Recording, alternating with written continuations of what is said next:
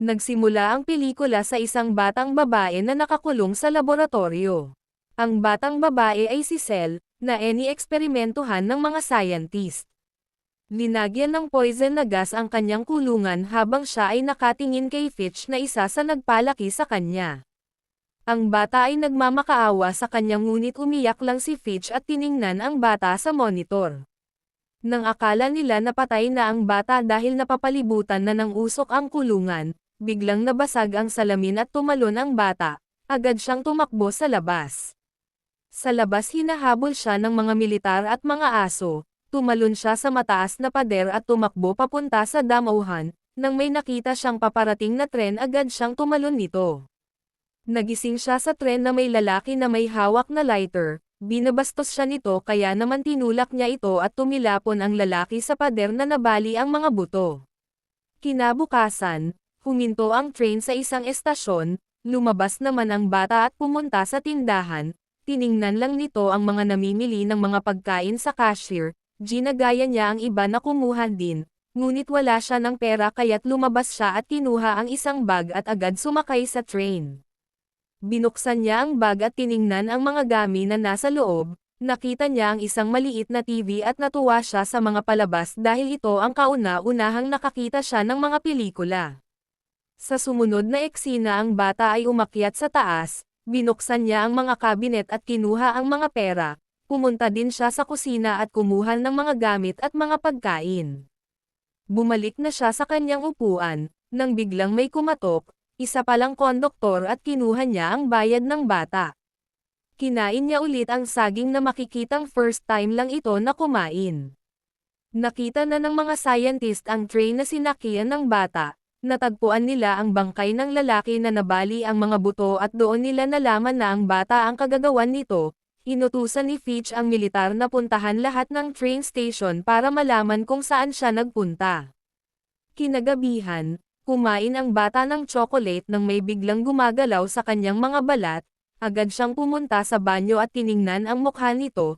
Napasigaw ang bata sa sakit nang biglang may lumalabas na parang bulati sa kanyang mukha at katawan.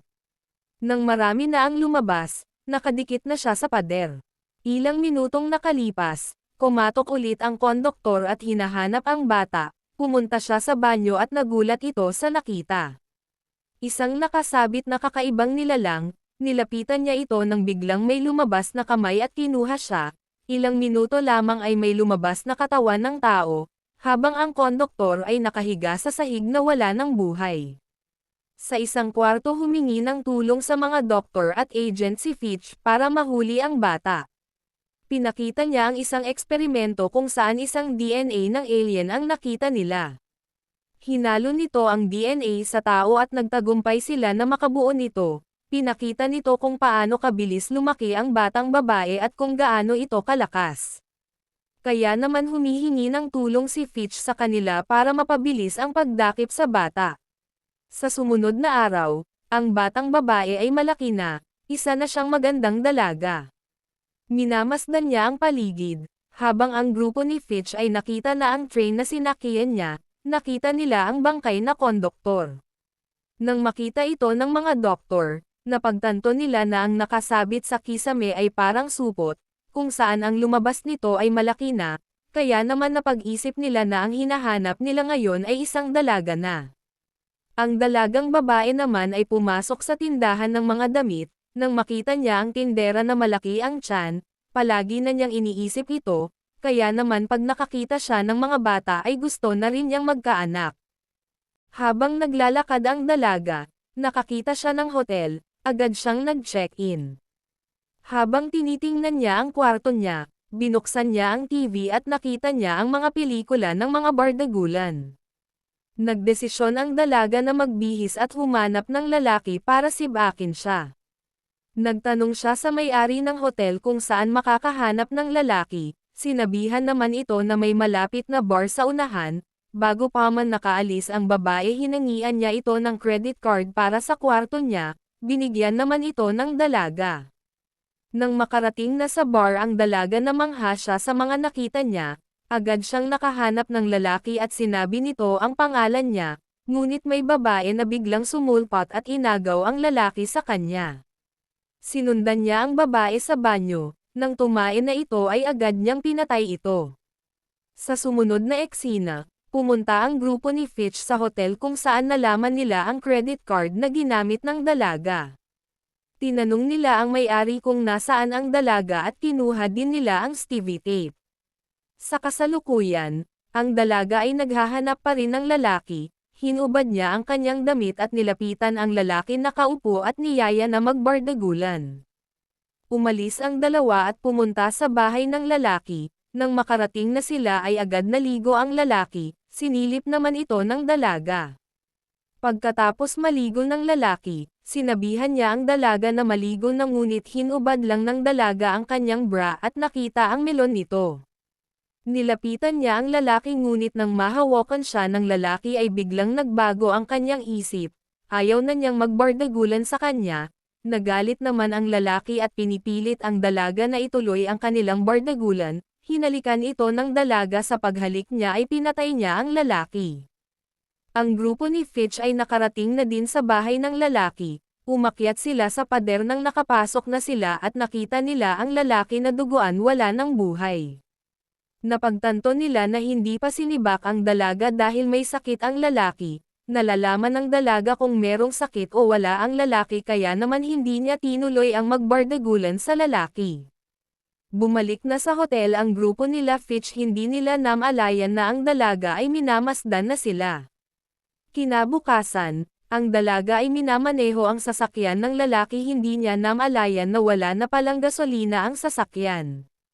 Iniwan niya ang sasakyan at naglalakad kung saan-saan, nang tumawid na siya hindi niya namalayan ang paparating na sasakyan. Nabangga siya nito at siya ay tumilapon at nawalan ng malay. Isang gwapong lalaki naman ang lumapit sa kanya at tumawag ng ambulansya. Habang tinitingnan ng doktor ang likod ng dalaga, bigla na lang gumalaw ang sugat nito at nawala na ang pasa sa likod niya. Nagulat siya sa mga nangyari ngunit mabilis na tumayo ang dalaga at umalis.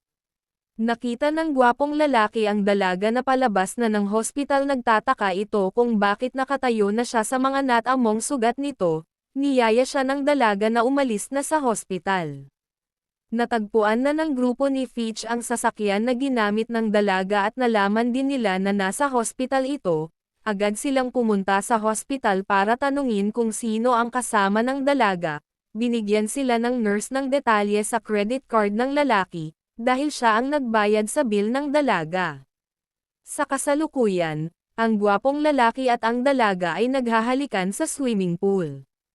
Agresibo ang dalaga sa lalaki na magsimula na silang magbardagulan, ngunit sinabihan ito ng lalaki na dahan-dahan lang. Ang dalawang kasama na agent ni Fitch ay dumating na sa hotel ng gwapong lalaki, kumatok sila. Bubuksan na sana ito ng gwapong lalaki ngunit pinigilan siya ng dalaga at hinayla pabalik sa swimming pool. Sinabihan niya ang gwapong lalaki na gusto niya ng baby. Nagulat ang lalaki sa sinabi ng dalaga kaya naman umalis siya sa swimming pool. Nagalit ang dalaga kaya hinayla siya at nilunod sa swimming pool. Hindi makatakas ang gwapong lalaki dahil malakas ang dalaga. Ang dalawang agent naman ay sumisilip sa bintana, pumunta sila sa likod at nakapasok ngunit huli na ang lahat, dahil nakita nila ang gwapong lalaki na duguan sa swimming pool. Ang dalaga naman ay nasa tindahan walang suot ng mga damit, nang nakita niya ang isang babae nilapitan niya ito at pumasok siya sa kotse ng babae. Habang nagpaplano ang grupo ni Fitch sa paghuli sa dalaga, nagmamasid naman sa kanila ang dalaga. Narinig nito na babalik sila sa bar, bukas ng gabi. Kinabukasan, nagising ang dalaga na kasama ang babae na nakagapos sa kama. Nagmakaawa ito sa kanya na tanggalin ang mga tali ngunit kumuha lang ang dalaga ng gunting at ginunting nito ang kanyang daliri at nilagay sa bag niya.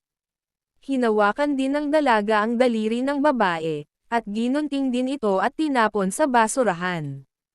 Kinagabihan, ang grupo ni Fitch ay nasa bar na, lumabas si Dan sa bar, nagmamasid lang ito sa labas ngunit paglingon niya ay nasa harap na niya ang dalaga. Tinawag ni Dan ang kanyang mga kasamahan at tinuro kung nasaan ang dalaga, tumakas ang dalaga sakay ng sasakyan. Agad naman itong hinabol ng grupo ni Fitch, gumamit din sila ng mga helikopter para masundan ang dalaga. Napunta na sila sa matarik na lugar, nang biglang lumiko ang dalaga sa pababa ng bundok na sakay nito ang babae.